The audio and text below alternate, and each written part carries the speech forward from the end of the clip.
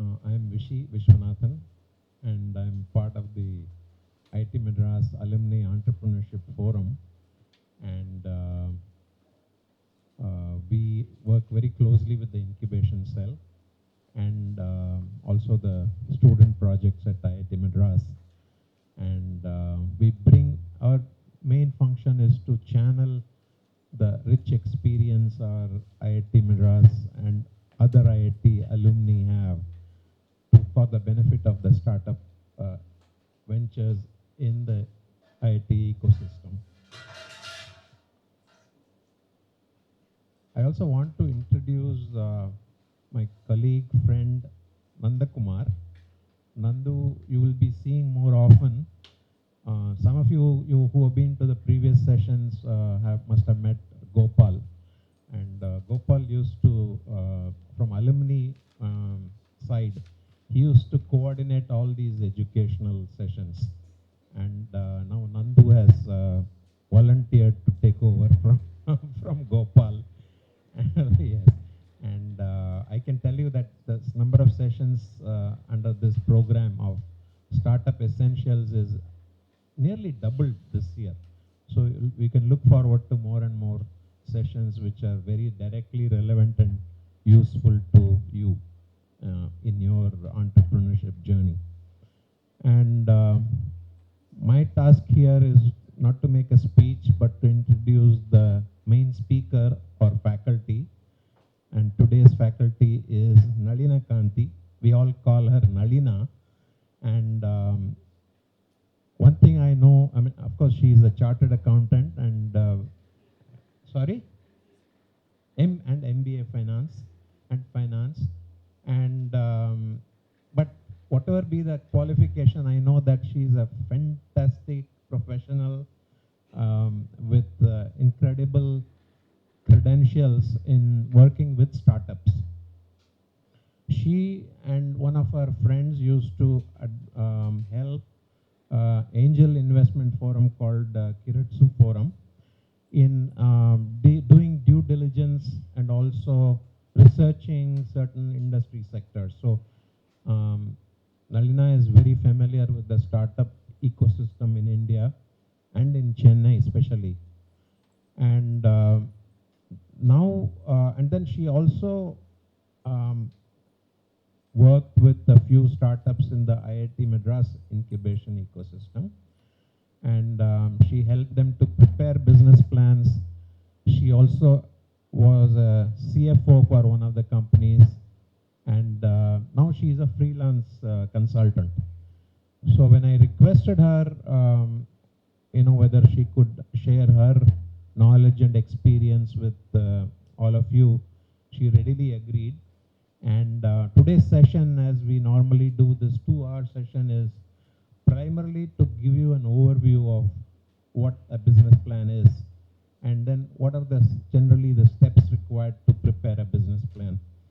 And again, as usual, the intention is to schedule a more detailed and a longer workshop session for those who are on the verge of preparing a business plan. I mean, today will be a kind of a knowledge which anybody can benefit from, but for the workshop, you have to be on the verge of preparing a business plan so that you can go back with, an improved, achieving the next few steps towards the business plan. So with that introduction, and thank you, Nalina, and over to you. And again, make it interactive and then feel free to ask her questions. Thanks. Thank you, sir. It's very nice to be here addressing a bunch of bubbly, high-energy entrepreneurs. So I think business plan is something that is quite daunting to a lot of startups, particularly those, a lot of us are very good at building great technologies, products, etc. But business plan is something where a lot of startups need a lot of hand-holding and support. So I thought this particular presentation should, end of it, should help you understand what are the things that you need to keep in mind, what is the kind of data that you need before you embark on building a business plan. So that's the idea of the session. I would like it to be more interactive. So I would welcome more questions, queries in terms of how you want to, you should go about building one, because building a business plan is very, I would say, though the approach is similar or common across, say, sectors, industries, it is definitely different in terms of, say, the business models are very different. So the inputs that are needed, the way you have to think through in terms of, say, how you want to go about building one will definitely vary with your, say, end customer, your product, the industry that you are catering to, and things like that. So there is a lot of customization that is needed when it comes to building a business plan.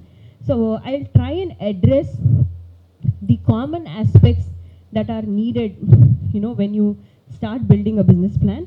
And I will also touch upon the differences in terms of how you need to look at it differently when you are trying to build one for, say, a product company or a services company, or say institutional, say, business and a retail focused business and things like that. So this is what I'm trying to cover today. I plan to cover today. First, understanding the purpose of building a business plan, structure of a financial model, aspects and inputs that you need to build one, how do you go about building one with all the available inputs, and also building scenarios. So I'll start with the purpose. So a lot of us think that you need a business plan only when you're ready to go to an investor or when you need to raise money, but it is not really so, right? So you may have a great idea, you may be a great technocrat in terms of, say, coming up with great innovative solutions, etc. But a business plan, or the need to think through a business plan, starts right at the time when you are contemplating on a solution and where you think you have a solution that will actually solve a problem or a real problem that is pertinent. And the reason being that with just a solution you can't build a business, right? So you need to understand first whether this solution is a real solution, or if you're really solving a problem, right? How big is the market, right? Who are the competitors who are already there in this market? And is your solution any different from what is available in the market? Because unless you are really going to differentiate your product or your solution from whatever is available in the market, then it becomes very difficult to position yourself or sell your product. Because end of the day, while many of us pursue entrepreneurship for passion, the objective is also to make money, right? So we are, not all startups are really social startups with, say, a not-for-profit motive, right? So it's important to actually start looking at a business plan, even, right at the time when you think about a solution or a idea or a, business idea or a technological, say, innovation, etc. So the need for a business plan really starts at the time when you actually have an idea. Before you even embark on building a solution, it's better that you have some clue about how you want to build this solution. Because business plan is not just about keying in some numbers and saying that this is going to be my P&L, this is going to be my revenues, this is going to be my profits, and just projecting your, say, profits or revenues or your balance sheet, etc. But there are a lot more aspects to business plan, building a business plan. So I will talk about the aspects that you need to actually keep in mind before you start building a business plan. And business plan is not just for investors or for, say, your potential, say, partners, or whatever business relationships you're trying to forge, but it is more of an internal document which is going to really help serve as a blueprint for your business. It will help you monitor your business. It will help you understand where you want to be, say 6 months from now, 1 year from now, and try and measure your own performance to see whether it really makes sense for you to be in this business or not. Because while entrepreneurship is more driven by passion, it also has to make economic sense for you, right? A lot of us say compromise, say highly paid salaries, to just pursue passion. So end of the day, it also has to make economic sense for you to be, doing something that is innovative, that is, your passion, etc. So the numbers and your financial performance will also have to justify your decision. So business plan is not just for investors or not just for, say, raising money or, actually, building a business. But it is also to say whether, is this something that you have to do, or is this something worth doing, right? Hmm.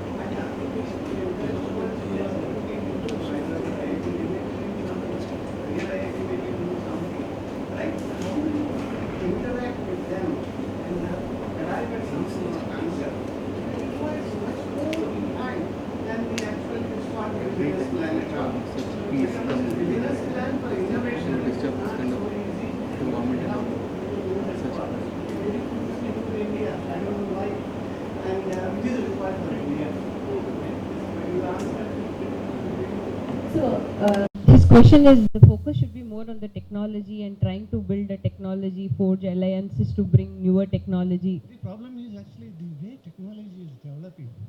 You cannot imagine. Next 5 years, I see the technology how it should be adopted. It will never how far we are ready for it in India. So that is also a part of the business plan, actually looking at it. Yeah, so I will probably finish the presentation and then I'll definitely answer your question. Definitely. Actually, your question will also be answered in the, during the course of the presentation. So, talking about, understanding the purpose. So as I told you, it's not just for prospective investors, but also setting your own internal targets and saying, this is what I want to do. And I keep evaluating my performance every now and then and keep measuring it against whatever is my intended, say, performance, etc. And as and when needed, you have to, say, change the course, do some course correction, so that it's not just about the technology product, but also about the business aspect of it. And make sure that end of the day, the technology is monetized and you're able to say, build a scalable, a profitable business end of the day, right? So, and the other important thing is, even before you go to an investor, what the investor really would look at is whether or not, your business model is foolproof, it is, say, comprehensive, etc. They would look for aspects like preparedness of the entrepreneur, have you thought through these things? For example, have you thought through as to how you want to say develop this product? What are the other future products that you are looking at? What is your pipeline looking at like? And how do you want to sell this product? What are the channels that you are going to use to sell this product? Who is your customer? Have you been able to define who your customer is? So these are the aspects that investors will also look at. So your answers may not be right. So these things will change. So as the business evolves, these things will change. But at least you should have thought through these things, and you should have some plan, which is a fine print of your business plan before you actually go to an investor. So investors also use this as a way to see whether, assess a prospective company in terms of whether they have thought through these things. Do they really understand these things? Are they serious about the business? Because just doing some Excel, random Excel, with say, profit projections or sales projections, saying I'm going to grow by 20% or 15%, 20%, will not cut any eyes with the investor. So you will have to be logical in your thought process. You need to understand what product you are looking at, what is the market, what is the potential, who are your competitors, how are you going to be different from your competitors, and how big is the market, right? And how are you going to really attack the market? So these are the kind of things that investors look at. So a business plan will help you actually build that confidence when it comes to investors, and they will take you more seriously when you have a real proper business plan done. So that's broadly the reason why a business plan is very, very important, and you need to really think about it very seriously, and you need to build it in a more logical way. So what is the structure of a business plan? So a lot of us know that it's about financial statements, basically your P&L, balance sheet, cash flow statement. But there is more to business plan than just this, right? So for example, you start with assumptions. So these assumptions are at different levels, right from say understanding what is going to be your revenue model, right? What is going to be, so is it a product or a service? Do you want to sell it as a product, or do you want to sell it as a service, right? And so what is going to be your revenue from your product? What is going to be your revenue from service, right? And what is going to be your pricing approach? So a lot of these newer technologies, so when you are a startup, there is a lot of resistance, or actually getting your first customer is not an easy proposition, because you will be competing with the likes of MNCs or very, very large players who already have established, and who have a very, say, foolproof solution, and who already have marquee customers, and who have already built a large brand. So when you as a startup is going to go and pitch this to a customer, the first thing that he will have in his mind is, one, obviously pricing, and he will compare this product with, say, a existing solution or a comparable solution that is offered by an MNC or a leading brand. And the second important part is, you need to convince the customer that you are here to stay, right? You are not a fly-by-night guy, particularly when the initial investment or the cost of, say, buying the product is going to be very high. So it's a big investment that a customer is going to make. So you also have to look at how you want to price this product or service, so that it is not deterrent, right? So the customer doesn't have to think so much, and he should be willing to give it a try, give it a shot. So that is very important. That is how you would be able to get your first customer. One, you have to convince him on the solution. You have to convince him that you will be around to service him, say, for a reasonable amount of period. You need to understand what is the time that it will take for him to amortize his investment in, say, buying your product or your service. And these aspects have to be kept in mind when you kind of decide on the pricing approach, right? And the other aspect is all your costs. So costs are very critical to a startup, because today we are in a position stage where even larger companies are engaging in huge price wars, right? And they are trying to desperately win orders, desperately trying to acquire customers, etc. So as a startup, it's important to keep your costs lean and see how you can make the most of your existing resources and see how you can keep your costs low so that you're able to offer a good product, a comparable product at a very, very competitive price.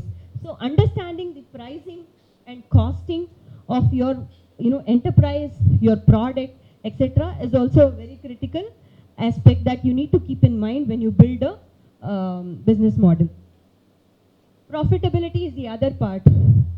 Yes, most of us know that for a startup it's very difficult to be profitable in the first year.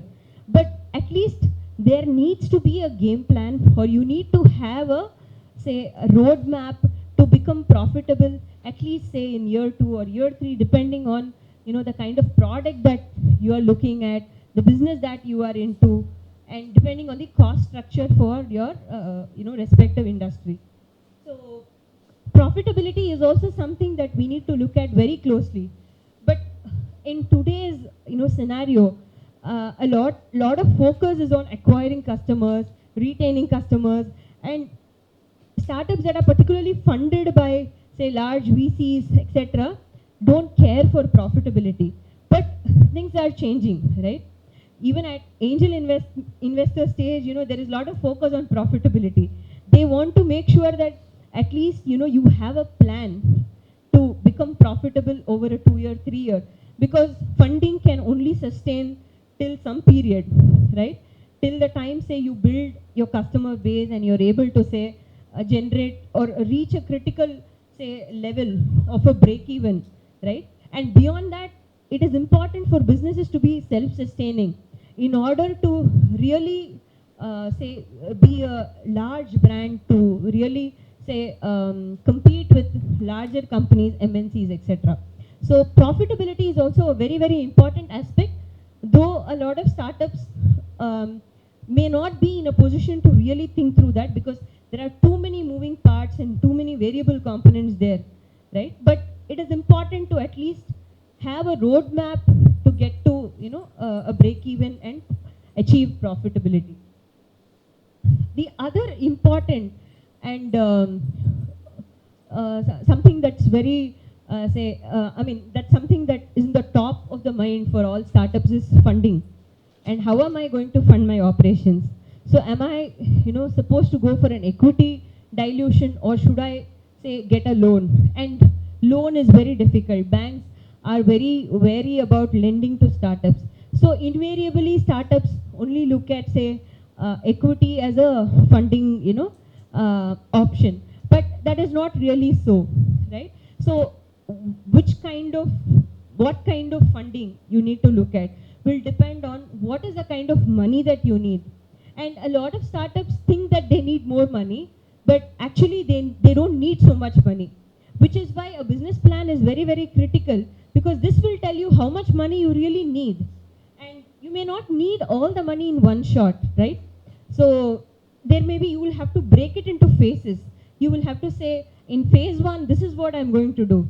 And this is how I'm going to ramp up my business and show some performance. And then look at additional funding in second phase or in the third phase. So that is why a business plan will also have to talk about how you are going to go about funding this, in what phases, how much money you need, what kind of money you need. So for example, some startups may be good with an angel funding, right? So an angel funding may see you through say 1.5 year to a 2-year period.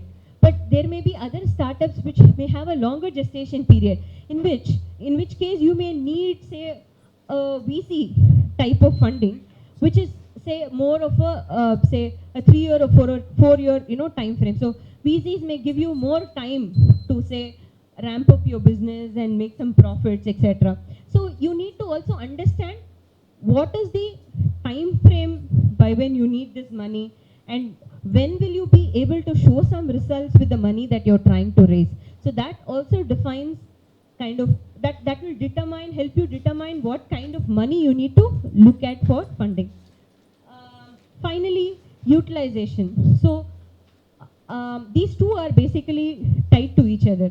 So unless you know why you need that money and what for you need that money, you will not be able to assess how much money you will need, right? So is it going to be for a capital expansion or a capex, or is it going to be for working capital, right? So that will tell you what money you need to say take. So if it's going to be a equity funding, then your cost is going to be upwards of 25-30%. The return expectations today for investors is anywhere between 25-30% per year. So if you're looking at working capital funding using equity, it's going to be a very expensive proposition for you, right? You may rather be better off going for something like a structured loan or a structured debt product for your working capital. If it is going to be a growth capital that you're looking at for expansion, for expanding your capacity, for getting into newer markets, for promoting your product, building a sales team, etc., then equity funding makes more sense. So understanding what is the end use of the funding will also help you zero down on what is the kind of funding that you need to look at. Sure.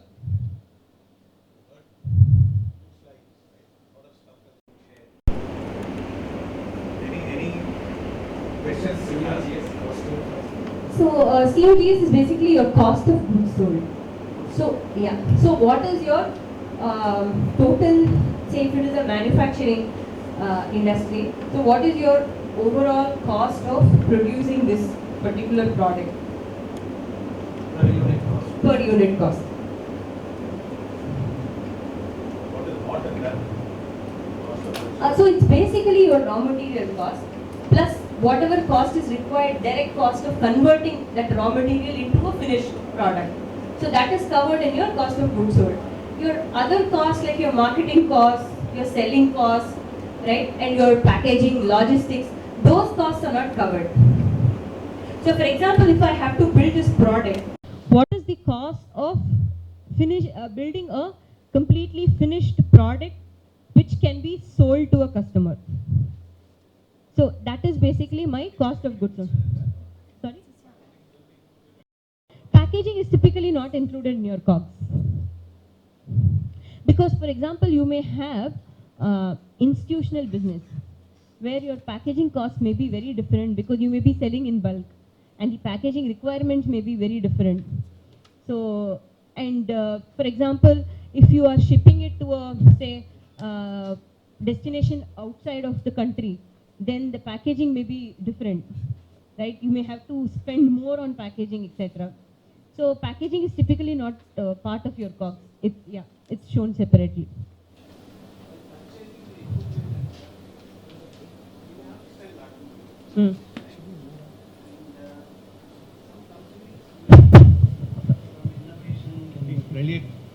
Innovation related things. They make you actually, when you are using their products, means their basic, this one, they make you some type of discount. How to bargain that, okay? And suppose it may happen actually. See, IIT may want to buy a very sophisticated one. Maybe a R&D laboratory would like to buy something. But it so happens generally they spend a lot of money for purchasing that. But end use comes actually, it is not up to mark. Suppose a person who invests and do that, he has a lot of responsibility, right? And bargaining and other things. But team members are very important. They should be of very good competent people and to whom interact. This is one you require the day. Suppose so many things happens actually, right? The best example is e-mobility actually. Saraswat actually recently was giving some talk actually, not talk, discussing with the lab, developing a automobile battery or something like that. He was dreaming for that one. Manufacturing facility is there in our campus. But by the time end of the product comes, actually it is very lazy, interaction with the different laboratories and all, very poor. But a person who is owning that, a company is giving investment in that, putting investment in that, they can do better actually. And how to bargain and get the equipment and expensive, right? And at the same time actually you have to do some type of research in that, and as soon as possible, that technology has to be brought and to train the people. All that has to be done. Just Yes. Yeah, we will cover all of that in the forthcoming, slides. We'll talk about the other aspects. Uh, yes, all of that will be covered. So I will cover what are the aspects that you need to look at, what are the decisions that you need to make as an entrepreneur. So what are the business aspects that you need to keep in mind before you build a business plan, right? So you first start, it's a top-down thing, right? So I don't want to build a product which has a, say, 1 crore market. Do I want to? So all of us want to aim big, think big, look at products which have huge market, because even if it is a very competitive, crowded market, if I'm going to have a differentiated solution, and if the market is big enough, then it definitely makes better business sense, right? And an investment case when you are looking at, say, an external funding, right? So a lot of us want to the first step would rather be to understand how big is this market, right? Even before you start embarking on, say, building a product or a solution, we need to understand what is the market potential for this product. Who are all the competitors? Because this has to be done even at the time of, say, building a product, because unless you have clarity on the market and unless you have clarity on what are the existing solutions and how you want to be different, you will end up building something and you may not be able to find customers, and you may have to go back to the drawing board again and say that I'll have to now rework my product, redo my product, which means additional spending, loss of time, effort, etc. So it makes sense to first understand what the market is like, right? And what are the potential use cases for this product? How big is the market? Who are the players? How am I going to differentiate myself from the competition? For which you need to do a proper market sizing and a competitive analysis to understand what is the segment that you are looking at. That is the first step or the first aspect of the business plan that you need to do. The second part is again tied to the first part. So once you understand the market, you know who are the players, what is the kind of products that are there in the market, where exactly is the gap. Then you start looking at what is the product or the service that you can offer, which will help you address a real need in the market, right? So once you do that, right, in the process, you also arrive at the USP or the differentiation.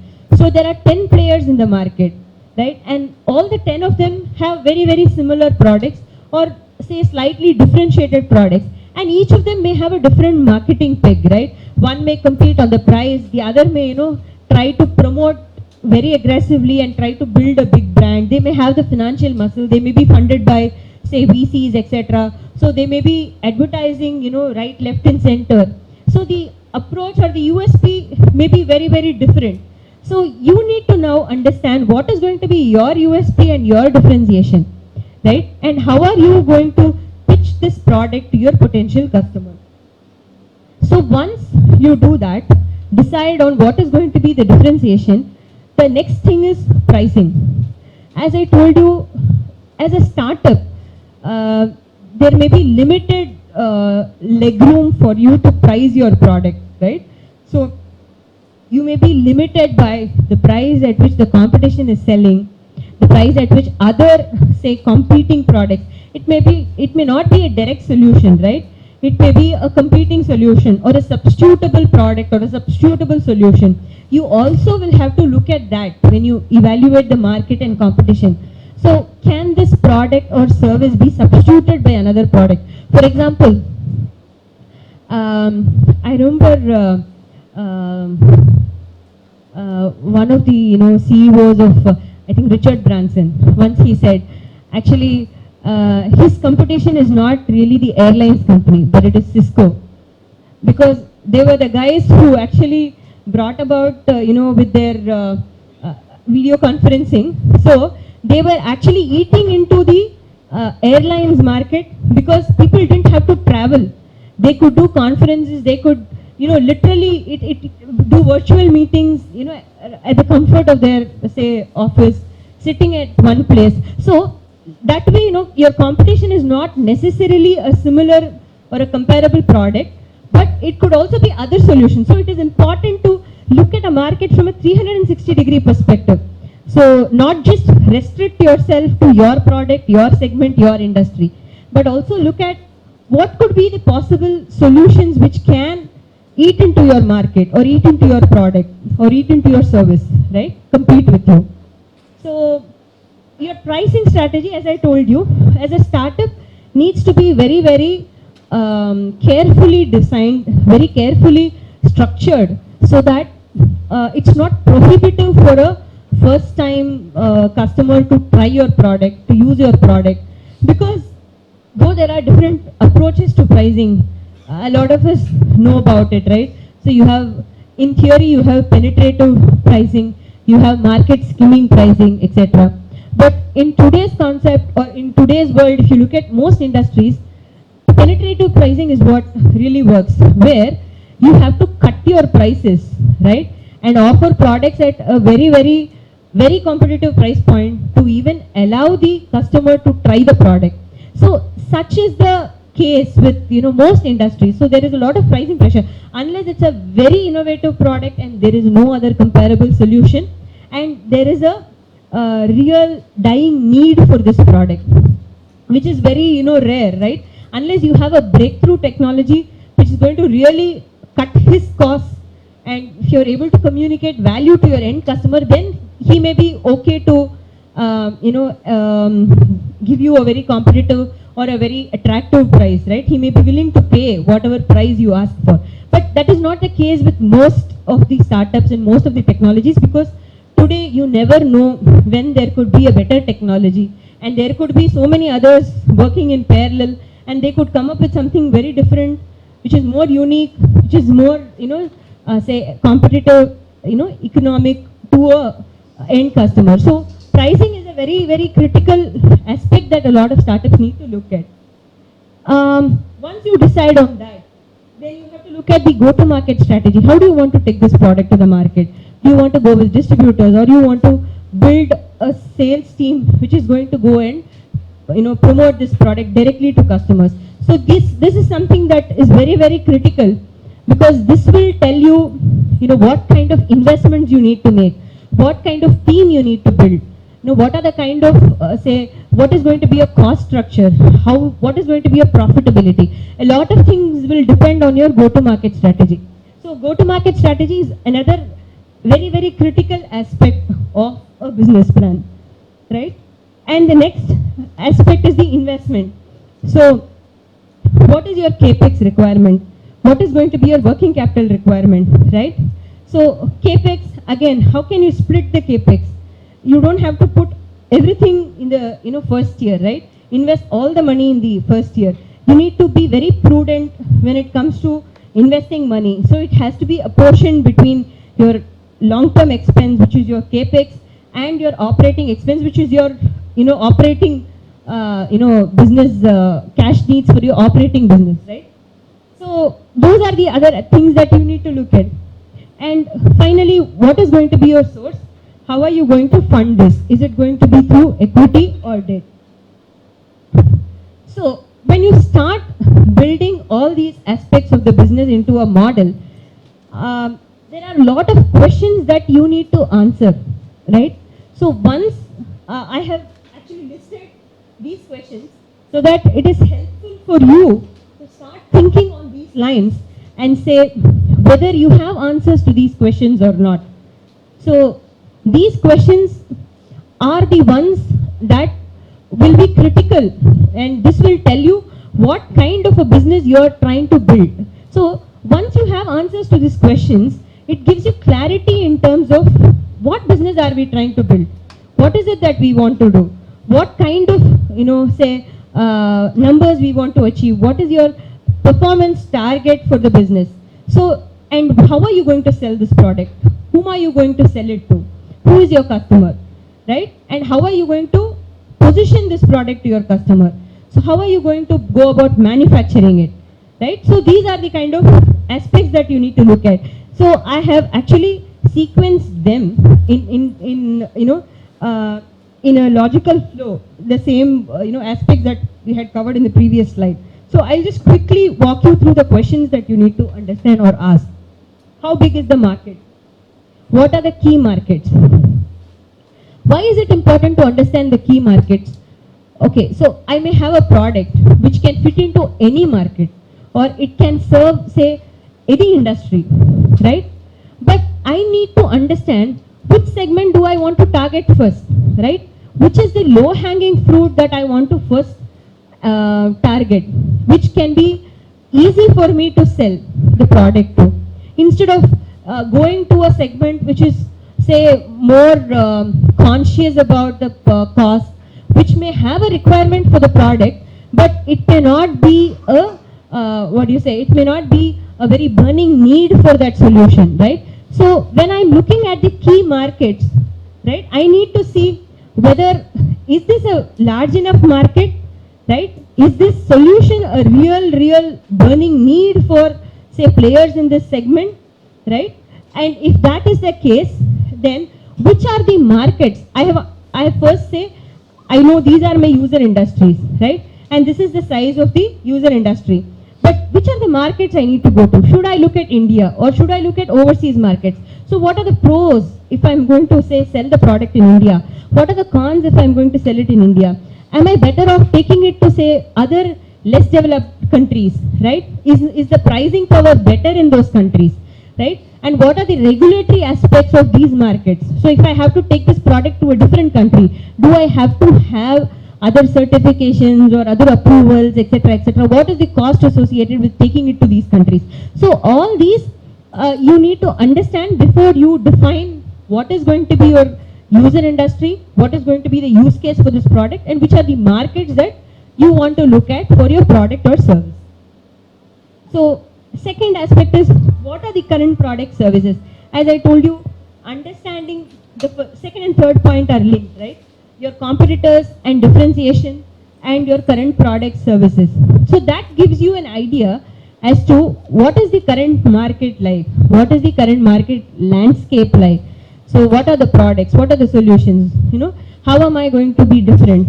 So you need not deliberately attempt to be different, but you need to also understand that unless you have something different from whatever is available in the market, it's not going to be an easy proposition to sell the product or service. So that way it's important for you to see what your strengths are, right? And see how you can play to your strengths and see how you can fine tune the product so that you are able to differentiate the product. For example, it could be, say, for a particular industry or for a particular use case. So it may be a product, okay, which can, say, cater to 10 or 12 industries or segments. But you may decide that my differentiation is going to come from tweaking the product to suit one particular industry where I see a huge potential and a huge demand or requirement for the product. That can also be a USP for you. It need not be necessarily building one product which can cater to, say, 10 or 15 industries. Even saying having a customized product for, say, 2 or 3 segments, right, which is not available in the market, can also be a USP. So that way you need to understand what the competition is, how you are going to be different, and what is going to be your unique, selling proposition. The other thing, next thing would be, what is your future pipeline like? So when an investor is going to look at a company or a, say, startup for an investment, if you just say that I have built this product and this is my customer, this is how I'm going to sell the product. Okay, fine. So this will see you through the next 1 or 2 years. But what after that, right? So unless, investment is a long haul thing, right? So for an investor, he will also look at what is going to be the potential of this company, say, 5 years from now. Because unless there is going to be another investor who is going to come and say 2 years or 3 years from the time the first investor comes in, he is not going to get an exit, right? So he also needs to understand what is your product roadmap, right? What is the pipeline that you have for the company? So a single product company will never cut ties with an investor. So you need to also think through what are the kind of innovations that I'm going to bring into the product, right? It could be a completely different product, of course catering to a similar segment of customers, or it could be innovations to the existing product. It could be anything, but you should have at least thought through the product pipeline in terms of what you want to sell, at what point you want to launch these products, which is the next part, which is the timeline for launch of these future products. Because just saying that yes, I will work on this technology 1 year from now, I'll work on this technology in the second year, third year or fourth year, doesn't make sense, right? You should have thought through what is the time that it will take for me to develop this technology, what is the time that it will take for me to test this technology or the product, and what are the markets or segments, right, that I am looking at for selling this. Very similar to the existing product or your first product. Similar kind of exercise needs to be done for all your future pipeline products also. How much do you plan to spend on these products, right? And how am I going to fund this? Obviously, when you're looking at investment and when you're looking at say equity money, you would obviously say that yeah, you would want to go for a subsequent raise for building your future pipeline. But then you need to have clarity on what exactly is the kind of money that you will need. What are going to be your milestones? So just blindly saying that okay, I'll raise 1 crore now and I'll raise another 5 crore 2 years from now is not going to help, right? So they will look for real numbers in terms of say what are going to be my milestones. So if I'm going to raise 1 crore in the next 1 year, what am I going to do with that 1 crore? What are the milestones that I have defined for myself, right? For the next raise, what are the products that I'm going to develop? How much am I going to spend on marketing? Things like that. So it's very, very critical for you to also think through your pipeline and say how you are going to plan your money for building this pipeline. What is it that you're going to spend on? Things like that. And what is the competitive moat? If I'm going to say build a product which is already, say in existence, or if there are better solutions, competitive solutions, how is this going to be different? So that is a very, very critical question that one needs to answer, both for your existing and for your new pipeline products.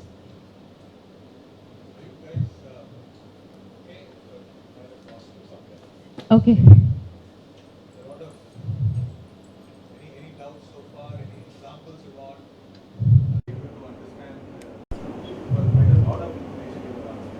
Yes. Is my speed also okay? Am I clear with what I'm communicating? Very loose.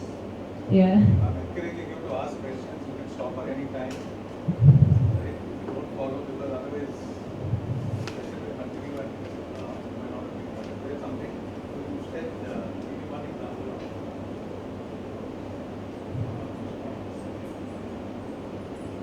Clearly what? So, can you share some example of how you would have, because some of you would have come close to preparing a business plan, right?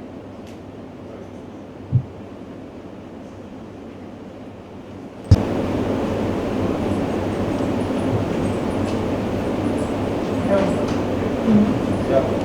We created a business plan a year ago. Okay. From what we started, we innovated a lot as a company. When we started with the business plan, we were putting all the market, what we can do, and we were not able to follow the business plan.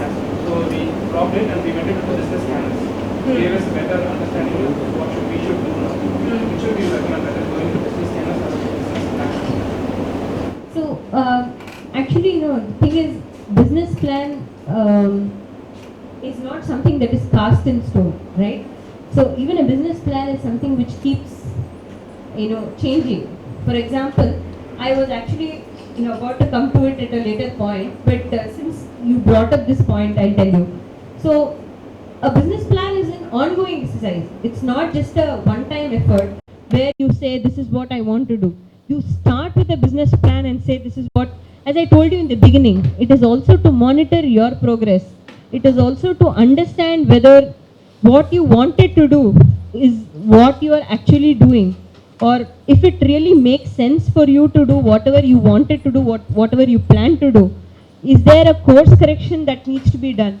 Do you have to change your strategy, right? Or do you have to change your product offering, or probably your customer segment?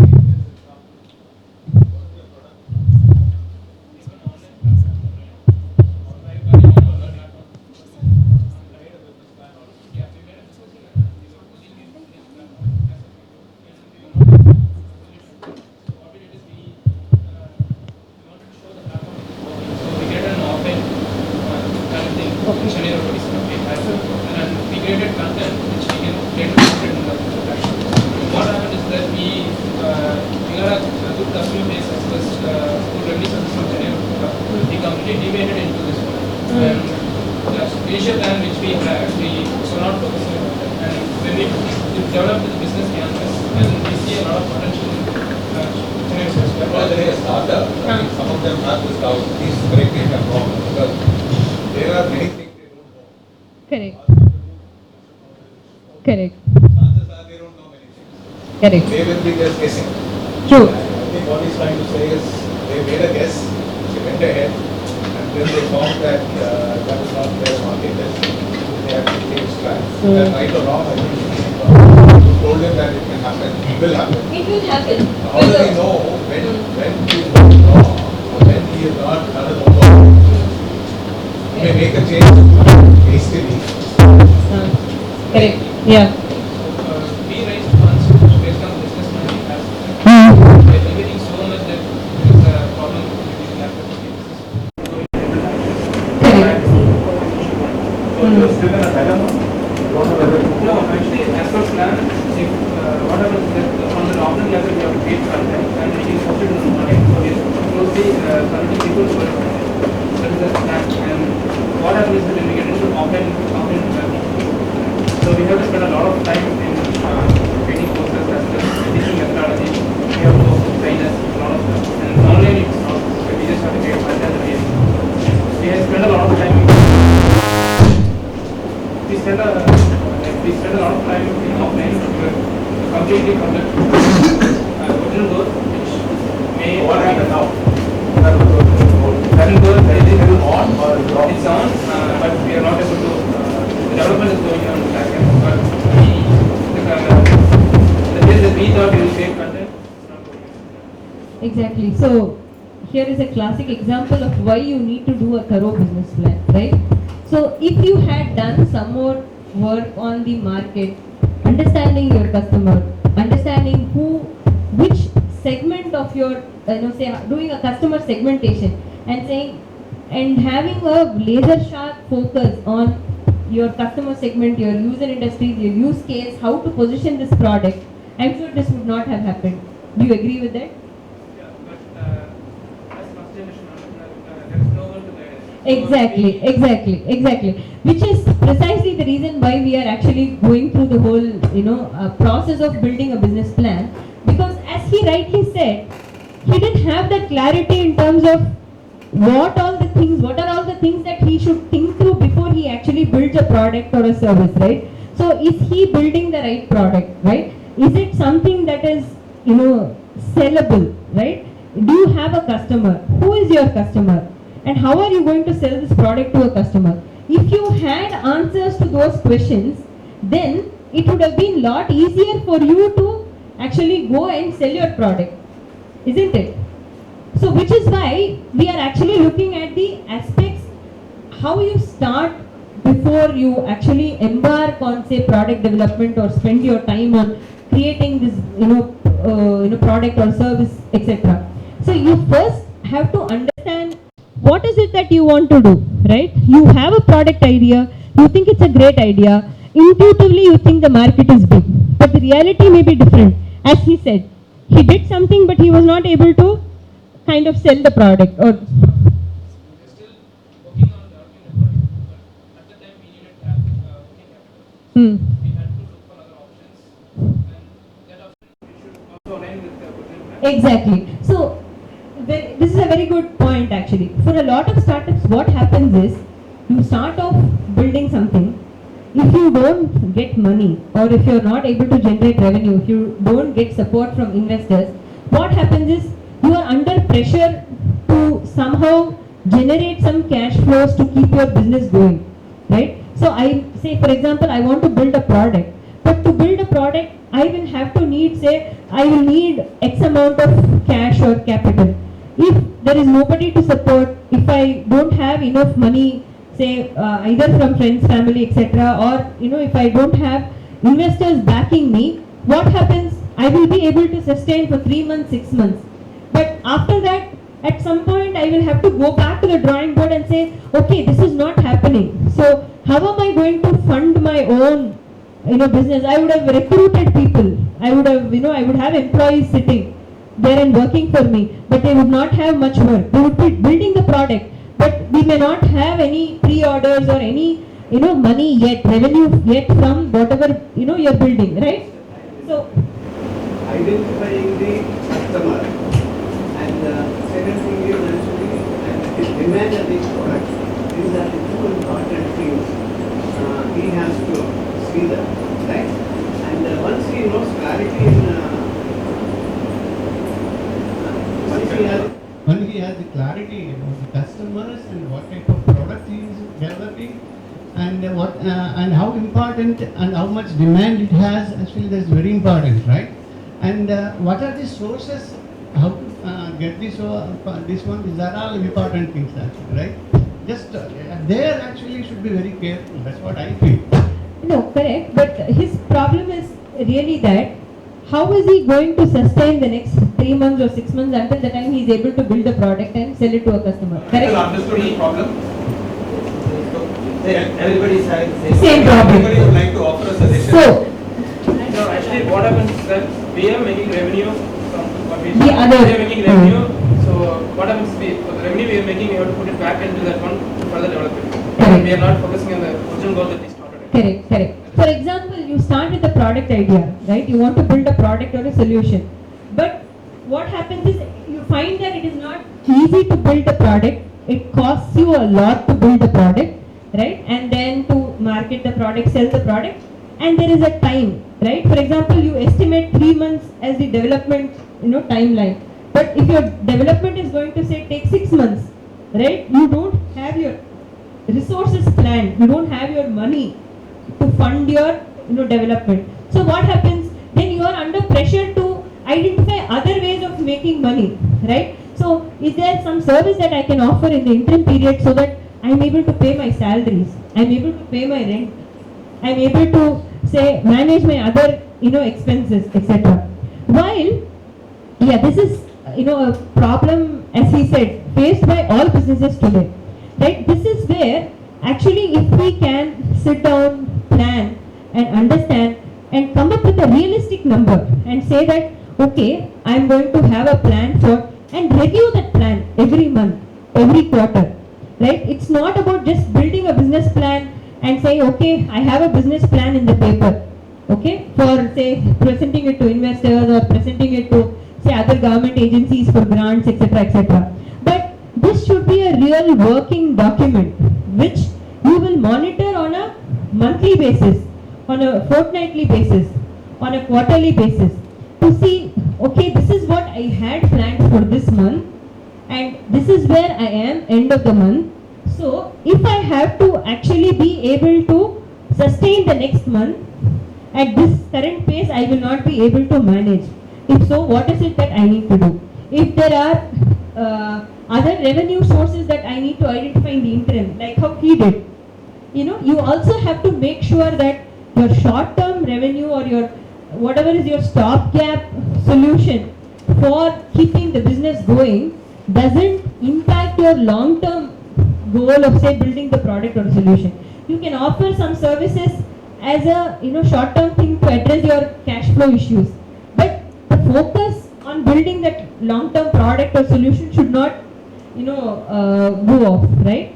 So that is where you need to do a very thorough exercise of reviewing this on a monthly basis and seeing how is it that you will be able to reallocate those resources. Where should I spend? For example, you've recruited 10 people, right? And you understand, you realize that, okay, this product, these 10 people, out of the 10 people, say only 2 or 3 are productive, and they are the ones who you really need. Those are the right kind of, because as a startup, first finding employees will be difficult. Guys who can compromise on their salaries, and you have to keep your costs low. You also have to find the right kind of resources. So it's a big challenge. But then there is no point in sticking or getting stuck with employees, or just for the sake of, say, meeting your salary costs, etc., taking up some random assignments and keeping it going. Because what happens is, when you do that, over a period of time, you lose focus on the business. So you wanted to do something, but you ended up doing something because you were under a lot of pressure to meet your obligations towards your employees, your other manage your other costs, etc. So when you do this review on a regular basis and see where you can cut costs, how you can keep your business operations thin, and you have to cut excesses where and whenever you find them. So you don't have to really worry about recruiting people, because once you build a product, you have customers, you have the, say, financial muscle to pay, you will definitely be able to find employees, right? So you have to be very careful with all the things, right? You should not splurge on huge, say, campuses, or take up big office spaces. See how what do you say? You should work on a say, shoestring budget basically, and see how you can first start generating revenues and create some sustainable revenue sources before you start embarking on a expansion like this and committing, say, capital over a longer period of time.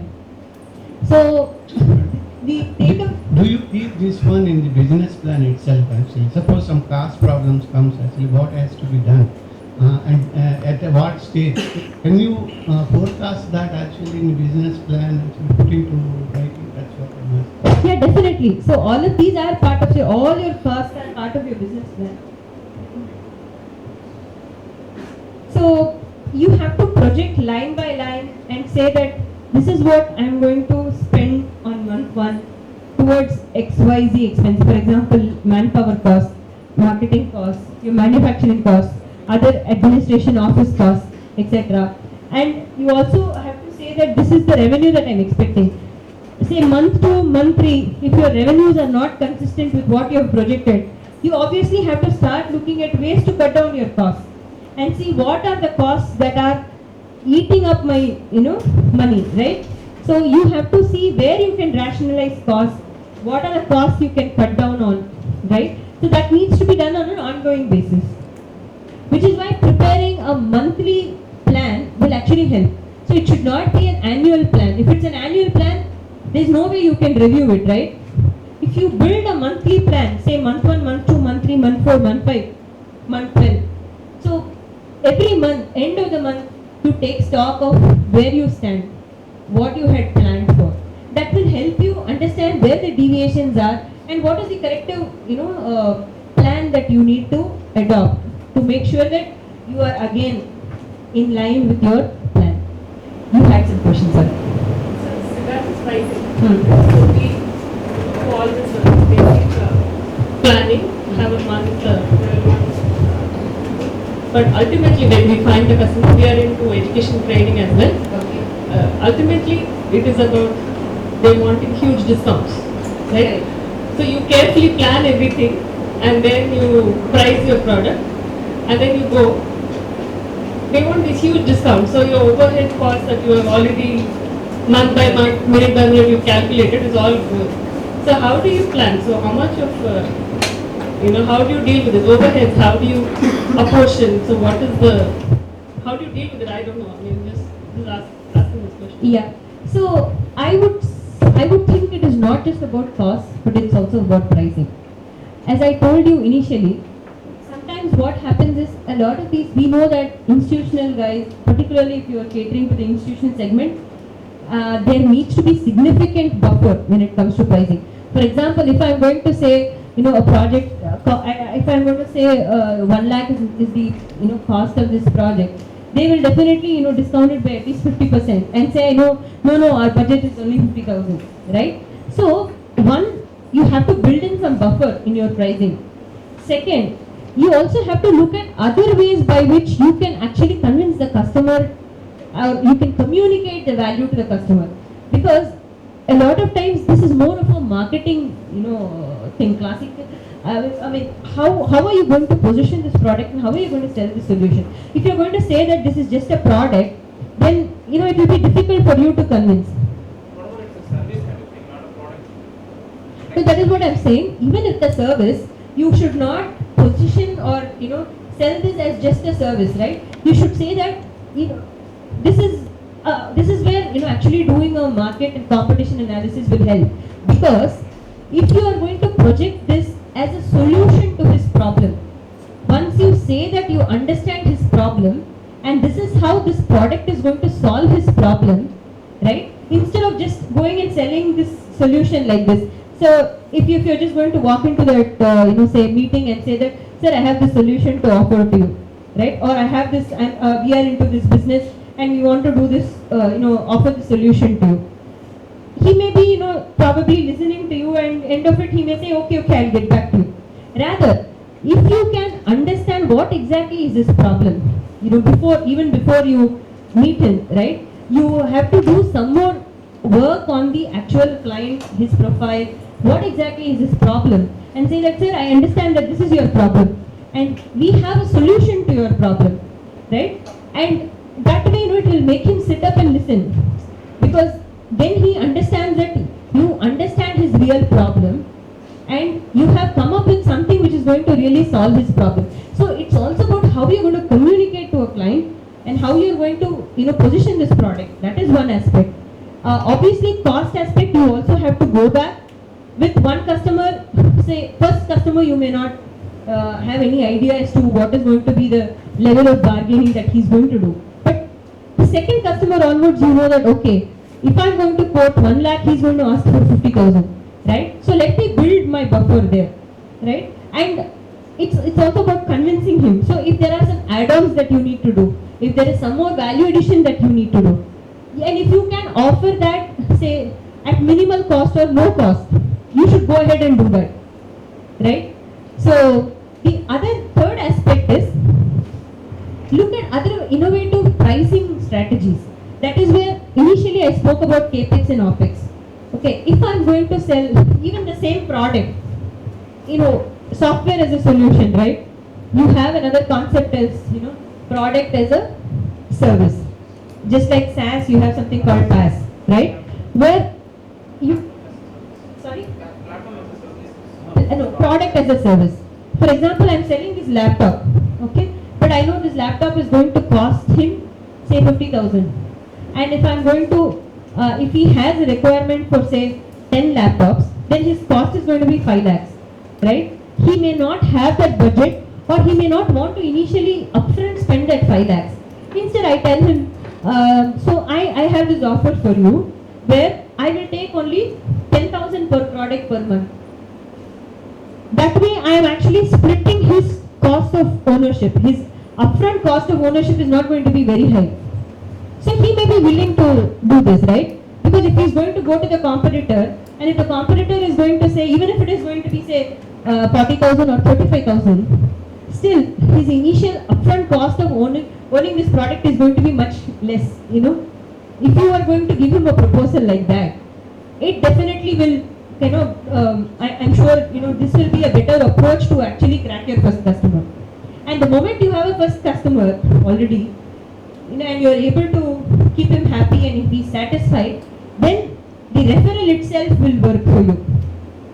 So, looking at pricing strategies, looking at costing, building some buffer, communicating value to the customer, all of these, are critical for you to actually win your first customer. I hope it was helpful. Yeah. While doing competitive analysis, what are the factors we have to look, other than product, service and pricing? What are the other factors we have to look in the competitive analysis? So competitors, you have to do a comprehensive analysis of what are so basically what, when you talk about competition, it is, So we are providing a Just speak into the mic. So we are providing a monitoring platform solar plants for like a preventive maintenance kind of it's a product or service. So we are providing our hardware and software to the solar plants. So with that help of that, the O&M agency and solar plant owners will do the operation maintenance. How are they Okay. doing it today without your product? So currently they do manual interventions are required, sir. For example, they will have a person sitting in their plant monitoring it, checking whether the fault is there. With our product, it automatically checks and try to clear on its own. If it doesn't happens, it will send an alert to a higher person. They will come in turn. We will give the report what has to be done to. Nobody else is offering this solution, to your knowledge. So there are some people who are offering. So for US and Indian? Indian, they are providing monitoring platform. So that's your competition. No, that's it. You have No, competition. no, sir. There are people. Since the market is like growing, currently the solar market has not picked up that much. So we are able to offer little. so, A person is doing manually. If he doesn't buy a product, he has to put manually. No, sir. It will be done automatically. There will be semi-automatic. So whenever the fault which cannot be cleared remotely, it will be done by a manual intervention. It will be very less only, sir. What's your question? So how, for example, competitive analysis, if I am doing some in our energy market, it is very difficult to get the prices. It won't be available online. So for example, prices. So we have to. Price, one suggestion is that what does it cost the customer today? The cost. He's paying, even if he doesn't buy a product, Yes. he's spending some money. Yes, sir. It is like some amount of capex cost will be there. So 1% of capex cost will go to the monitoring, like that. There is standard. Suppose he doesn't buy a product, he still has to maintain a solar system. Yes, sir. So he's got some cost. Yes. You have. So are you going to reduce that cost? Yes, sir. Give a price. He's going to pay you less money. And If you ask him to pay more money, he is unlikely to. for example, if the cost for his maintaining is 100 rupees, I am able to cut 30, like 40%. I will take 20% of it. So that's your competition. 100 rupees is your competition. Good. From a pricing point of view. Since the market is standard, so for example, 5% is like everyone who is like O&M is 5%. So in that everyone, like it will be also morely remote. For example, all the people who are doing O&M will be in the distributors side. So it's very difficult in Tamil Nadu how much they are doing. In other places how much they are doing, it becomes very difficult to understand because there are some environmental factors. Other like if the dust is more in that plant, it requires a lot of cleaning. If the rainfall is more, it needs less cleaning. So that other factors are there. So cost is variable Very good. depending on the situation. Yes, sir. Right? So your cost also will vary to maintain those systems. So or currently we testing are and- operating in Chennai. So for Chennai, we know what are the factors. Right. I physically visit sites to understand Right. what is happening. So I am having clarity what is happening in the Tamil Nadu market. But once it comes to, I want to go. You have to visit those sites. yeah, see, as I told you earlier also, you have to understand the customer before you go and sell your product or service to the customer. So once you have idea as to how much he's spending on O&M, what is the existing solution that he's using, which is why when I was answering the earlier question also, I said it's important for you to position this as a solution on multiple fronts. One is convenience, second cost front. You should understand what his cost structure is, and your proposal should be such that he's able to cut costs. At the same time, it is more convenient for him, right? There should be some value that you are communicating to the customer. So it's important for you to understand the cost structure before you go and price your product, because it's not a standard product, right? So it's a customized product, and each customer has a different requirement. Their ability to pay is going to be very different, right? While you have some fixed costs, you will have to adopt a differential pricing strategy depending on the end user's requirement, his ability to pay, whatever is the. So that way, what you can do is you can have some base services and a price for base services.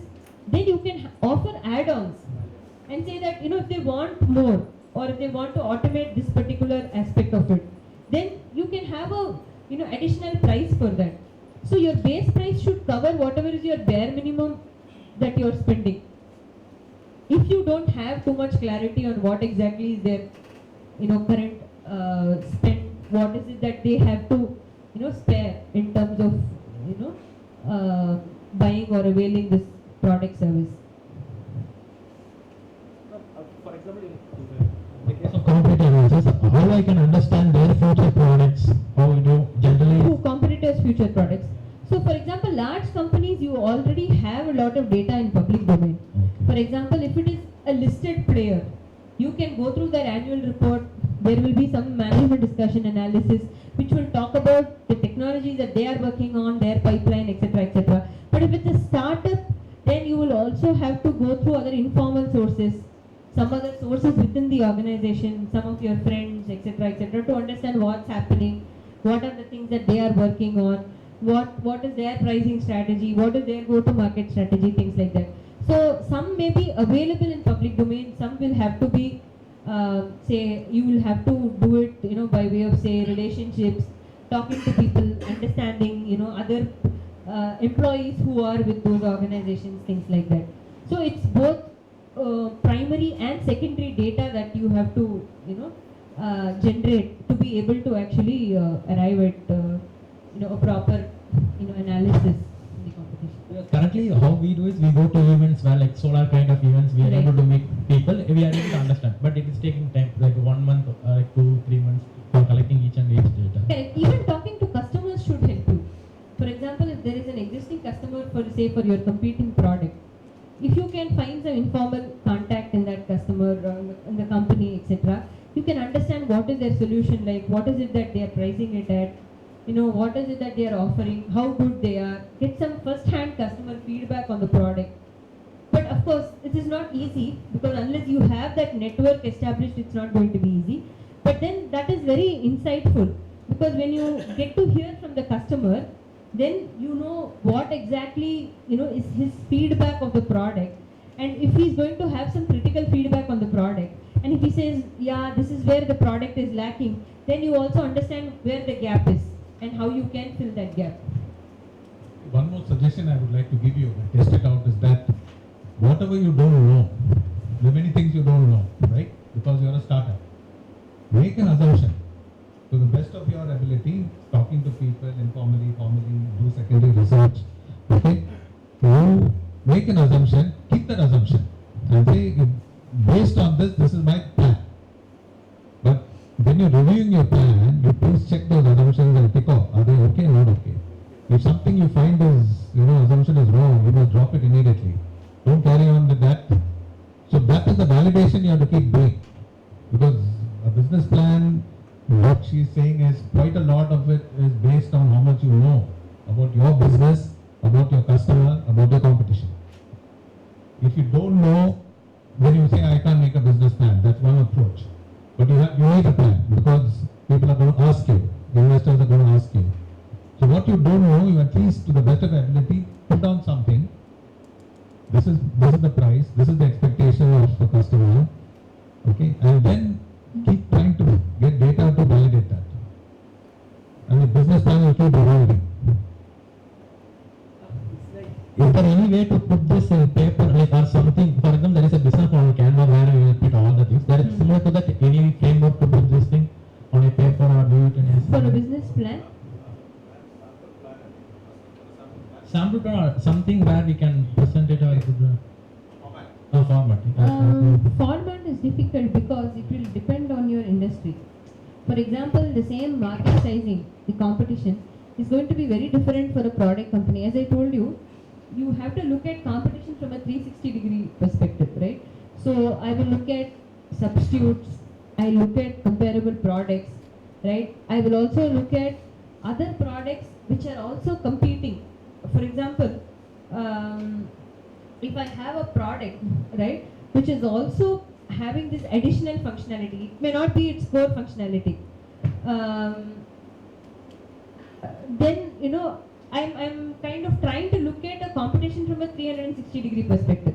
So who are all my potential competitors? Even if there is going to be a slight overlap of, say, the benefit or the use case to the customer, then he's still a competitor, right?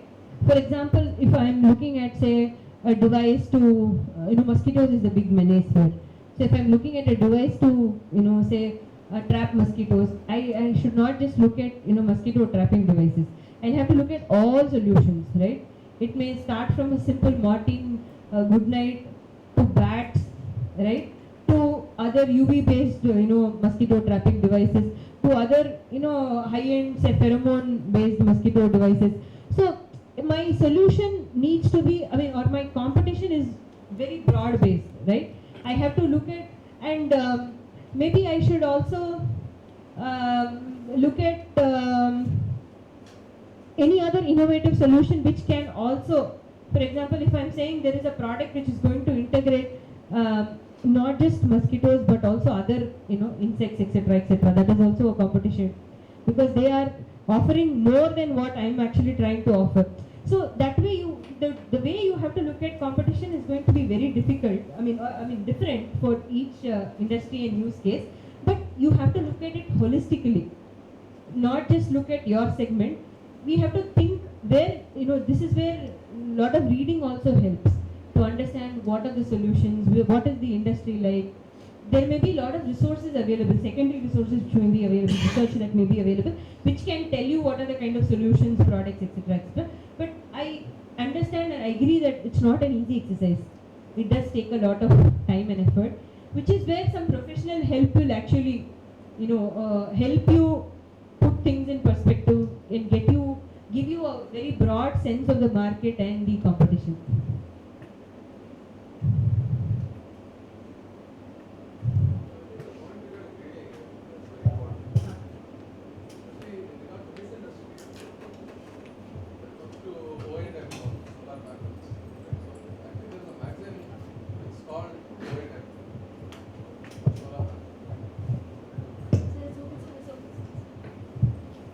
Industry already, so you should be fairly aware of the state of technology in the industry. That's very important. So I suggest you don't just sit and imagine, what can happen. There's a lot of literature. You might have to probably invest in, buying some relevant magazines of your industry. And there are a lot of foreign magazines also, which, especially if you talk about solar, right? So there are magazines that come out of Germany, that come out of UK, because those places are fairly advanced. Right? So they have these magazines on O&M itself. I've seen those magazines. So maybe it is like that, right? So you need to actually read up all that. That's very important. So in India, the technology might not be there today, but at some point in time, somebody is going to adopt the technology and start making those here. For all you can do it, right? So you can tie up with them and do it. So what I'm trying to say is, you have to imagine what's going to happen next. Not just by sitting and thinking about it, but by reading. What she is saying about reading, I think that's very important. In your industry, you should be really good at, everything that's there in your industry. That's important.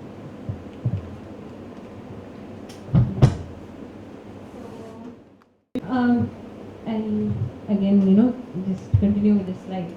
So the next part is basically your strategy. We discussed about this CAPEX, OPEX. CAPEX is nothing but where I'm trying to sell this product, for an upfront one-time, say, payment. OPEX is where I'm trying to say that, okay, I'm selling this as a service, right? Product as a service, where I'm willing to say, it's similar to an EMI kind of a thing, where I'll say that, instead of selling it at, say, for 1 lakh at one shot, I'm willing to, say that, okay, you pay me 20,000 a month and you pay it over a period of 5 months, okay? So those are the pricing approaches that one can look at when you see that, it's very difficult to convince the customer for an outright upfront purchase. The other thing is team planning. This is very, very critical. We did broadly, touch upon this, but you need to be very clear about what are the kind of resources that you will need. Which are your critical resources? At what time will you need those resources? There's no point in hiring somebody just because you find somebody good and, just paying them salaries unless you are able to actually get some value out of that person or the, individual, right? So you need to know what kind of resources I need at what point in time. How much do I have to spare? Okay, so he may be a IMA grad or an IMB grad, and you may think that, okay, having a guy like this in my team will definitely be helpful for me. But at what cost, right? And are you able to generate commensurate revenue to be able to fund or to be able to actually pay this particular, high cost resource? Is he really needed? What are the critical functions and what kind of resources you need? So manpower planning is very, very, very critical. So what are the things that you can do? What is your team capability? Where are the gaps? How are you going to fill them? So that's a very, very critical aspect that all of us need to understand before we start building the business. And it is good if we can think through over a 3 or a 5 year period and say, these are the kind of talents or resources that I will need at different points in time. Define them so that you have adequate time for recruiting the right person and also making sure that you have commensurate revenue to be able to pay those resources. You had some question? So the next aspect is marketing. So there are two important, I would say, two wheels or two eyes, for any business. One is your product, the development of your product, etc., etc. The other is marketing. Because unless you are able to market the product, sell the product, generate revenues, the fundamental rationale behind starting a business itself is, it fails, right? So as I told you, all of us are in the business only to make money end of the day, and we are not there for charity, right? Or not only for charity, even if you have a social objective, right? You also have to make money, you also have to run your business, be able to sustain. So how are you going to market this product? If it is a B2B product, right? So what are the different marketing channels that I need to look at? So are these going to be, say, demos, participating in events, right? Maybe magazines, journals, etc., advertising in those, magazines, journals, etc. So how am I going to doing some bit of, if it requires concept selling, then how am I going to go about doing those concept selling? Maybe tying up with, say, larger, say, media houses, trying to do some campaigns, trying to create awareness, things like that. So I need to understand how am I going to do the marketing, and that will again depend on who is my end customer. Is he an institution or a retail customer? So which is the most effective way of reaching him, right? And reaching again, one is building a brand, creating awareness, but the second is actually, most important thing is actually being able to generate qualified leads. So which is the best way for me to actually reach that customer and make sure that I'm able to convert that customer?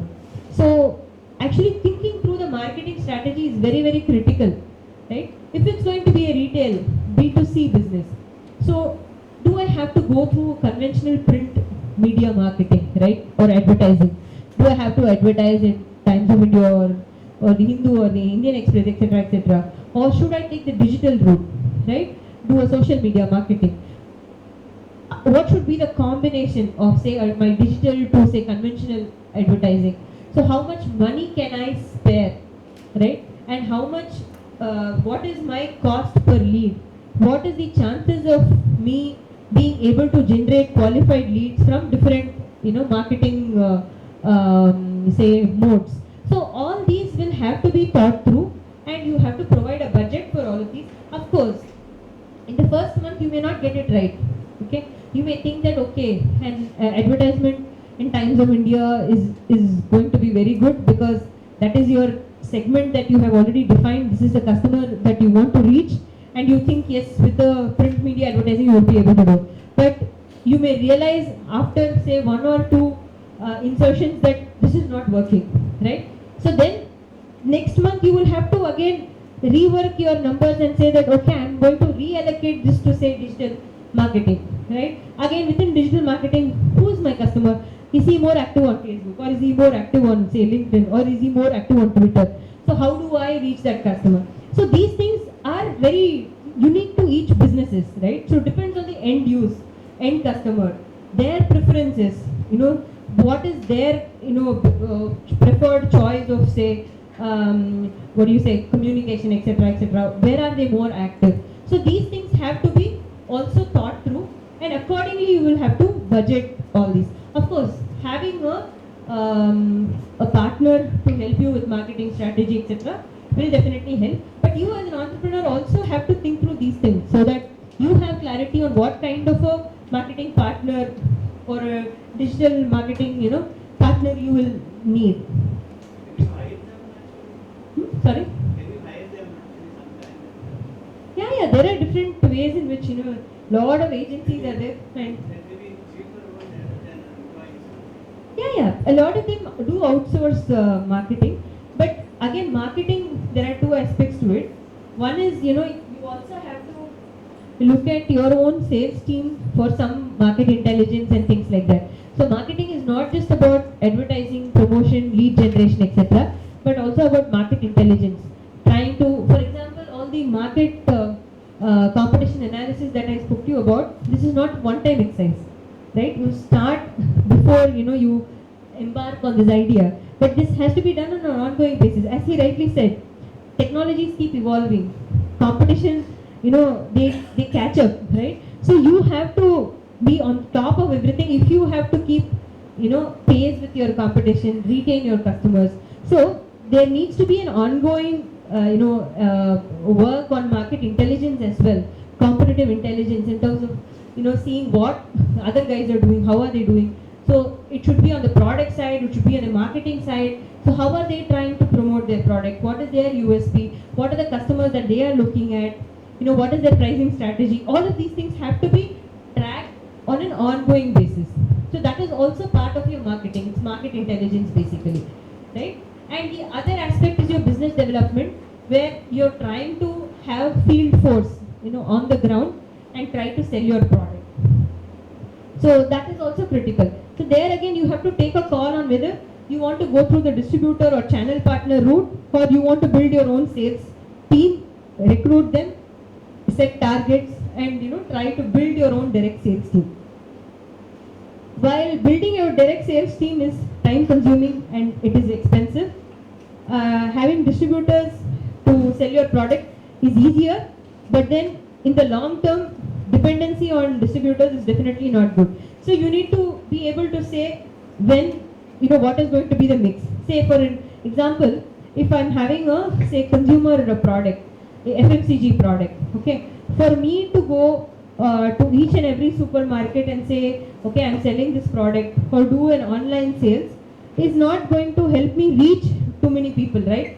So if I'm going to do, say that I'm going to do only direct sales, then I may be only able to reach those tech savvy guys who are more, who are familiar with the, e-commerce portals, or who are comfortable doing online purchases. Whereas if I want to also sell to a 60-year-old or a retired person, right, who may not have access to, say, online platforms, etc., I will also have to consider a offline presence through distributors, etc., etc. So you have to understand who your customer is, what is the best mode to reach him, so that you make the product available to him. Okay. One is communicating the product, brand, etc. Second is also making the product available, so that whenever the customer is convinced about the product should be available to him. So that is also critical. So what is the distribution channel that you are going to look at?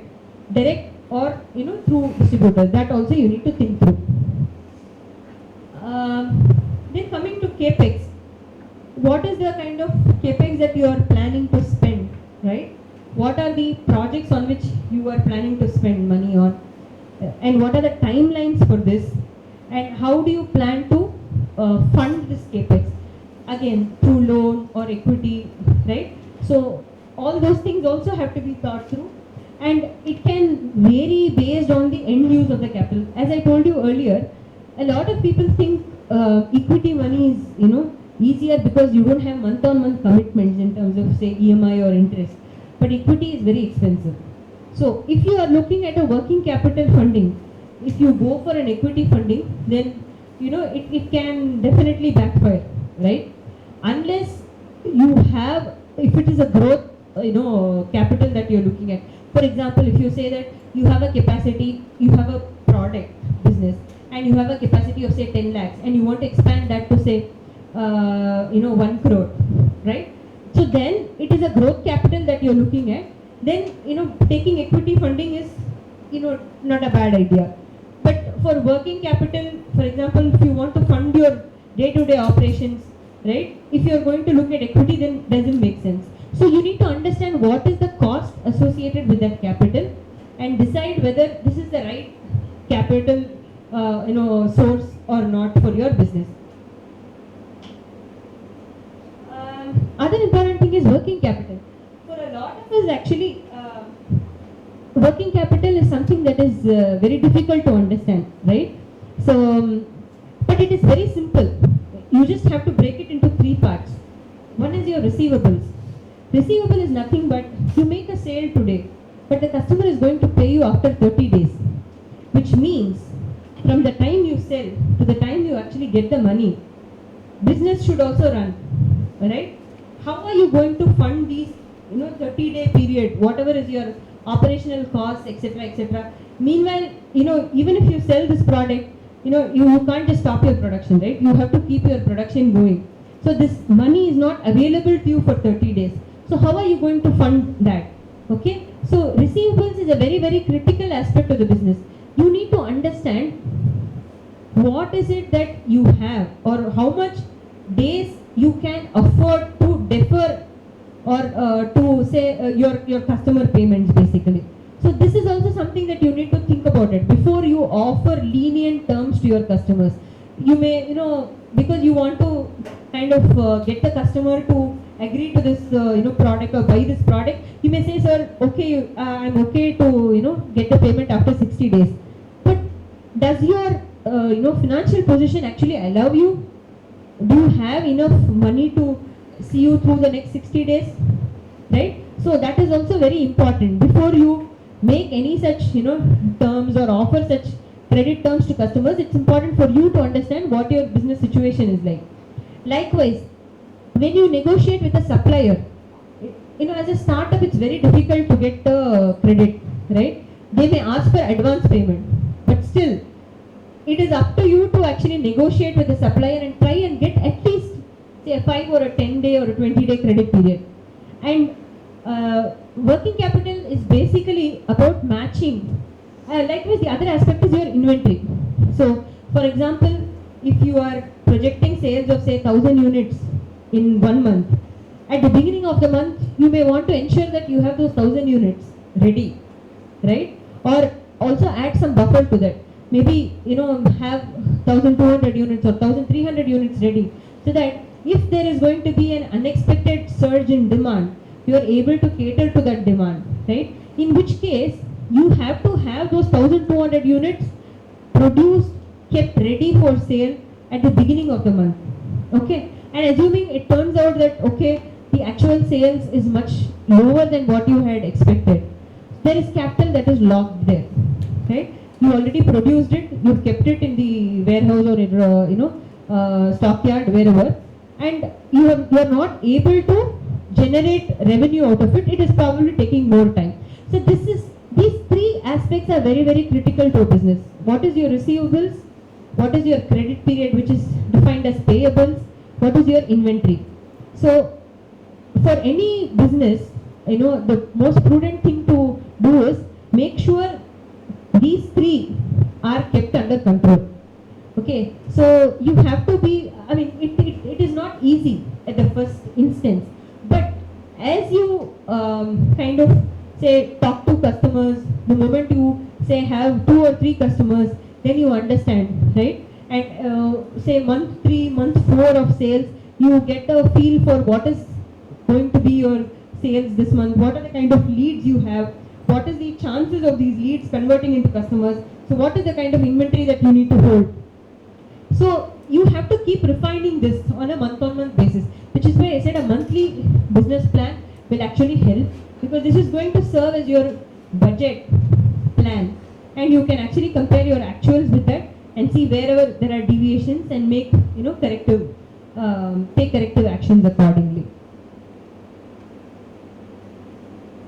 So finally, we spoke about all the questions, we discussed all the questions that you need to answer, what are the aspects that you need to consider. But there are some basic assumptions that we all of us have to make when we build this business plan, right? So building in these assumptions is not going to be an easy exercise in the first instance, but as Sir said, it is going to be a ongoing exercise. You have to keep refining your assumptions. Say in month 1 you might have assumed that your working capital requirement will be say 60 days, okay? But it turns out that it takes 3 months for you to actually sell the product. Your sales cycle is actually 3 months, which means you have to cut down on your inventory. There is no point in holding 3 months inventory, right? So you should see how you can cut down on your inventory. And a lot of these assumptions are linked. So how do you link those assumptions, right? For example, when you're talking about sales strategy, you understand whether you should do a direct sales or a distributor sales, which geographies you need to do, what are the products or services, and you have to link your sales team to whatever is your sales strategy. For example, if I'm talking about a direct sales, okay, if I say that I'm going to generate 20% of my business from direct sales, I need to accordingly plan my sales team. And if I'm going to say that 80% of my resources, revenue is going to come from distributors, I need minimal resources only for managing my distributors. So depending on whatever is your sales strategy, sales strategy in terms of say whether you want to go through the direct sales route or the distributor route, accordingly I have to link my resources also to this. So the sales and your human resources or your organization structure will have to be linked. So when you assume X amount of sales in your say from your direct sales team, then accordingly you will have to say this is the time that these guys will take to make one sale, okay? And accordingly I'll have to say I'll need so many resources. How many sales team do you have? It can't be a random number, right? For example, if I say I am going to generate say 1 crore of revenue and I'm going to sell say 1 lakh units, okay? I can't just randomly say that okay, I'll have a sales team of 10 people and they will generate this 1 crore revenue. There should be some basis for me to arrive at how many direct sales team people do I need. So for which you need to understand what is the sales effort, total sales effort that is required to achieve this sales, and how much time does each salesperson have, and then accordingly I have to say I will need so many sales team, so many members to be able to achieve this sales. So that way all these assumptions will have to be linked to each other. Likewise, the pricing also will have to be linked to the sales channel. For example, if I am going through distributors, my realization will be lower because I am going to part a small portion of the margin with him, right? So I am going to give him some incentive for distributing my product. So the pricing will have to be different. That pricing differential should be captured in the model. So depending on whatever is my revenue from different channels, my pricing will also be different and my end realization will also be different. Likewise, COGS, which is your cost of goods sold, will have to be linked to your production. For example, in a manufacturing setup, what happens is at scale, your cost also varies because you are able to procure in large quantities, you are able to achieve some efficiencies in procurement, etc., etc. So we need to see, you can't have a straightforward cost and say that whether I produce 10 units or 1 lakh units, my cost is X. It can't be that way. So your cost will have to be linked to your production, again your sourcing capabilities, etc. So this is how you have to link different assumptions to other line items in your business model. Working capital assumptions again are linked to your retail versus institutional. So typically what happens is if your business is going to be more institution driven, the cycle is going to be longer. So if you go to a large institution, for example, if you're in an education business and if you're going to schools, schools typically tend to ask for longer credit periods. They'll not pay you immediately. It's not like a say retail business where it's a cash and carry business, right? Where customers pay you immediately for the product or service. So institutional businesses tend to have a longer sales cycle, a longer, receivable cycle. So that also has to be linked. So if I'm going to say I'm going to have both a retail and an institutional business, I'll have to link the institutional business. The working capital cycle for institutional business is going to be different from that of the retail business. So I have to link them both accordingly. My institutional sale will have to be linked. I'll have to assume a working capital cycle for that and accordingly calculate my receivables for my institutional revenue. For retail, it is going to be, say, lower than whatever is my institutional business. So that way, whatever are your assumptions, all these aspects have to be linked to each other. Finally, all your capex assumptions, etc., are linked to your cash availability. So I can have some great grand plans, right? In terms of, say, spending on XYZ technology, etc. But I have to see what is the money that is available also. I can't just have something in paper and end up not doing it, right? So it should be realistic. So what is my cash that is available after spending on the operations, right? So on that basis, I will have to see what is the timeline for this, new R&D or whatever, product development, etc. What is the cash that I can spare, to spend on that particular, new product or technology, etc. So likewise, linking all these assumptions is also very critical. So to sum it up,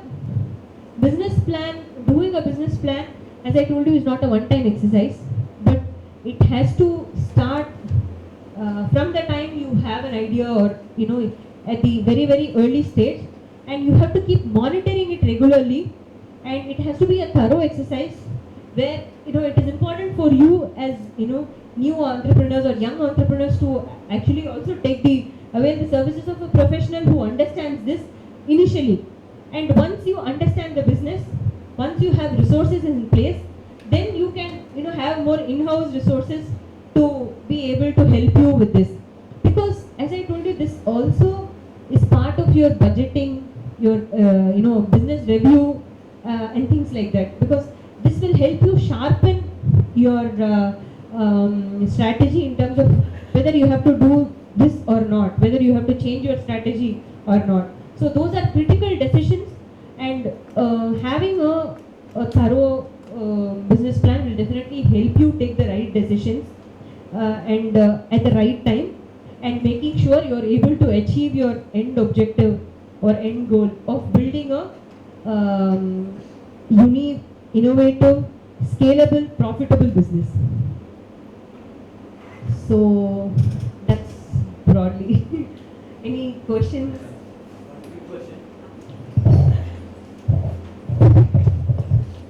Is there any strategy you are having in mind to reduce the institutional cycle time? So these are basic. So it's more of a marketing thing, right? So it's about negotiation skills, how we are able to actually negotiate with the customer, how we are able to communicate value to the customer. And it is a given that institutional sales, the lead time is going to be longer. Sales cycle is also going to be longer. Receivable cycle is also going to be longer.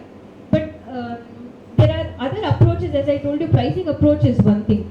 If there is some way, so instead of, say, deferring the entire payment by 3 months, if I can split it into 3 parts and say you pay me, over a 2-month period, 3-month period, at least you have some cash flows in the month 1 and month 2, instead of, waiting till month 3 to get all the payments.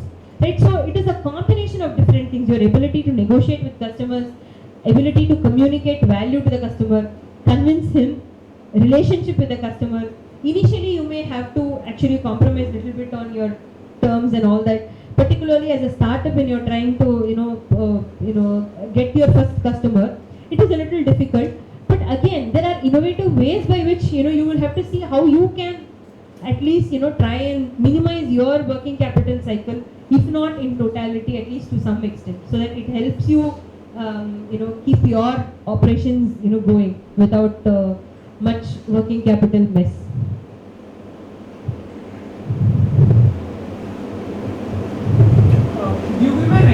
example of how cost of goods sold is linked to marketing. I don't see any correlation between the two at all. So the thing is, cost of goods sold is linked to production. Marketing is linked to business model. Okay. So the broad thing is costs. How do we connect those costs? So marketing is connected to business model because as I told you, whom do you want to sell to? Is it a institutional segment that you're trying to build, or is it a retail, customer base that you're trying to build, or is it going to be a combination of institution and retail? Is it a product or a service, right? So is it what is it that you want to go through a distributor strategy, or you want to build your own direct sales team? So a lot of these things will determine what is the kind of cost structure that you need to build. COGS is basically linked to production, where I spoke about production efficiencies, sourcing efficiencies, etc.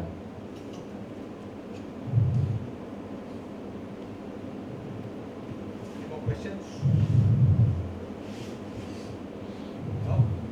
So let's have a big round of applause for Nalina. Thank you, Nalina.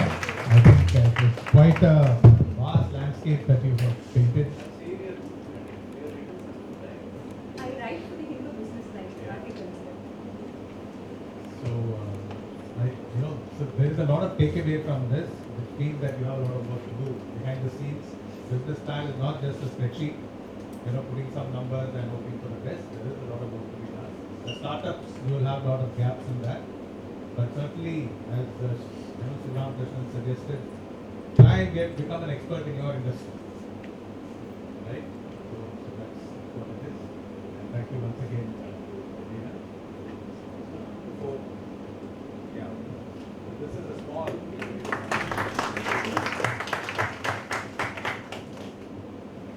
So we'll let you know if there is going to be a workshop on this, depending on number of teams who are close to signing a business plan.